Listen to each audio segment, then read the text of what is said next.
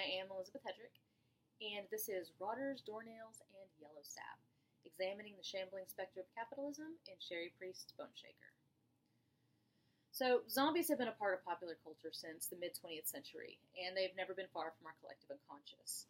It's only in the last 20 years, however, that there's been a noticeable uptick in the ways in which we consume zombie entertainment and the forms that our zombies take, from movies like 28 Days Later and World War Z to popular television shows like The Walking Dead and The Strain.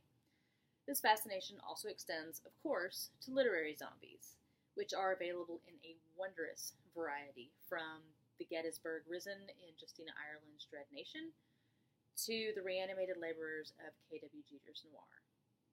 The question then is, why have zombies become such a large part of the global city?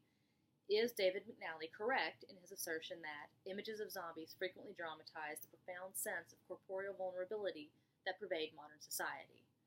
It certainly stands to reason that he is correct, given the current state of our world and our cities, a situation that's not always easy to face with eyes wide open. For the inhabitants of the 1880s Seattle, that is the setting of Sherry Priest's 2009 steampunk novel Boneshaker, the shambling undead represent the very worst ends of a city built on naked capitalism and the promises of an advanced technology that gives rise to a citywide and eventually a nationwide drug epidemic. The setting may not be contemporary, but the fears and the effects that Priest describes and the ways in which technology and capitalism can destroy a city are all too real. The period in which the novel takes place, the mid to late 1800s, was a time when industrialization was taking over cities and towns, pulling people from the farms they had always worked into cities that required more and more fresh bodies, using them up and tossing them aside. A host of marvelous devices and machines were being invented, all powered by coal, steam, and wild imagination. It seemed as if there truly was no limit to what could be accomplished, and no thoughts were given to what the effects might be on the environment or on the people. According to Komarov and Komarov, this period was also characterized by a level of consumption that they have described as the hallmark illness of the first coming of capitalism. This consumption was rampant and unstoppable, driven, as much of it was, by the gold that was being discovered in the West. It all combined into a perfect storm of greed and technology, and it's within the world of Boneshaker and this alternate version of Seattle that the zombies stand in as a very clear and present example of the dangers that this kind of storm can bring. Now, as the novel begins, Seattle is a thriving city in the 1860s that is making money hand over fist due to its location as the last frontier stop before the Canadian border, from whence miners would make their way north to the new Alaskan goldfields.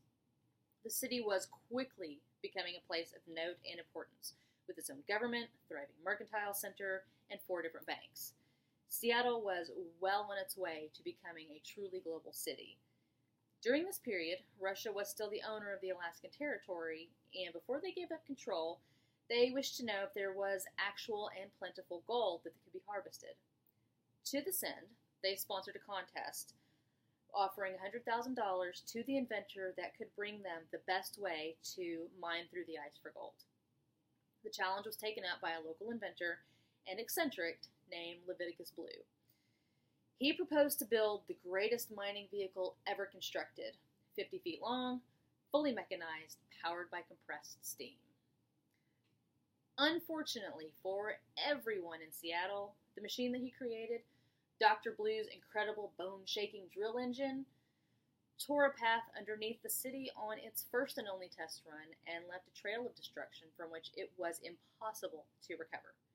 The machine ripped through the basements of all 4 banks, draining their vaults to the tune of $3 million. Stores and homes collapsed in the rubble, and scores of bystanders were killed. Even then, it might only have been a catastrophic situation from which a city might be able to recover. But in the days that followed, the citizens realized that a toxic gas was seeping out of fissures in the ground created by the Boneshaker. At first, the gas simply killed people, which was bad enough, of course. But then those that were killed began to rise and go after their friends and family in a very hungry manner. And it seemed that Seattle was going to be lost to these rotters. Those that could evacuate up to Vancouver or down to California did so. For most of the rest, they built a wall around the city and started a new life on the outskirts. Not everyone left the city proper, though. Some stayed and began to carve out homes and safe spaces in the underground and in sealed-up buildings. These hardy few would eventually come to be known as doornails, because as far as the outside was concerned, they were already dead as the proverbial doornail. The doornails became scavengers and learned how to survive by any means necessary. For many, Seattle was and had always been their home, and so they would make it work. For others, like the Chinese immigrants who ran the air filter systems for the underground, living in a zombie-infested city was still better than the xenophobia that they faced from the rest of America. This is not to say that they lived an equal life, however, as marginalization can happen even among marginalized populations. The Chinese immigrants of the Seattle underground lived a segregated life in very hot and shadowy corners, providing the labor that kept the sealed communal living spaces supplied with mostly fresh air and relatively clean water. But still, they chose to remain and make what life they could. It was inevitable, of course, that someone would eventually figure out that the lethal gas that was choking the city could be turned into a very gritty yellow drug for a very hefty profit. It required a great deal of refinement, and the collection process was not without difficulty. But the addictiveness of the drug, known as lemon sap, yellow sap, or sick sand, was so great that the effort was well rewarded.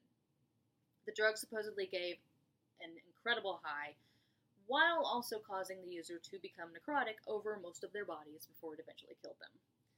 Subsequent novels in the series make it clear that this drug spreads all over the nation, echoing the crack epidemic of the 1980s and the current and devastating opioid epidemic. The novel's perspective is shared between Briar and Zeke Wilkes, the widow and son of Leviticus Blue, respectively. It becomes clear, through revelations made by Briar over the course of the novel, that Leviticus's plan the entire time was to pull off a massive bank heist and leave his young and impressionable wife behind, which he eventually confessed to her shortly before she shot him in a fit of anger and fear. His machine may or may not have worked on the Alaskan ice, but he knew for sure that it would work on the Seattle underground. The only thing he didn't account for and could not have accounted for was the gas leak and its horrific effects. Blue's rampant greed, accompanied by his clever and cunning mind, led to a very real and violent outcome for the people of the city, as well as a solitary life for his wife and unborn son, who would become pariahs among those that survived the destruction of Seattle. And while 1880s Seattle is very far away from the third world slums that Michael Wallonen has previously discussed, the ways in which Briar and the other citizens are forced to survive is not unlike Wallonen's displaced agrarians, living on the edges, abandoned by the government, and forced to take whatever work they can find in order to eat. If anything, it's almost a direct reversal of Wallonen's theory, where the city dwellers have been forced to flee to the country, or at the very least the suburbs. Even in this environment, however, it is still better to sell drugs or work back-breaking hours in a water treatment plant than to be one of the undead that wander eternally through a capitalist wasteland. Now, zombies are, of course, an unlikely outcome in real-world situations, but the danger that they represent is very real. Zombies have a unique way of acting as a cutout for our very worst fears. They cannot be reasoned with, they are unable to change, and they know only the need to continue inexorably forward, feeding and creating more of themselves as they go. They are the perfect irrational boogeyman, and that is what makes them so tailor-made for metaphors about the insatiable and unstoppable drive that is capitalism. According to Steve Shabiro in Capitalist Monsters, zombies are all that remain of human nature. They are the last vestiges of who we were, the refined and processed end product of our greed. It's fitting, then, that priests should invent a gas that not only creates zombies on contact, but can also be refined down and willingly inhaled by addicts chasing a high, thus creating even more zombies. Even when we know the thing is bad, we pursue it to our own detriment, often as mindlessly as the zombies that are so terrifying and still so compelling, serving to show just how toxic a technologically driven capitalist culture truly is. Thank you.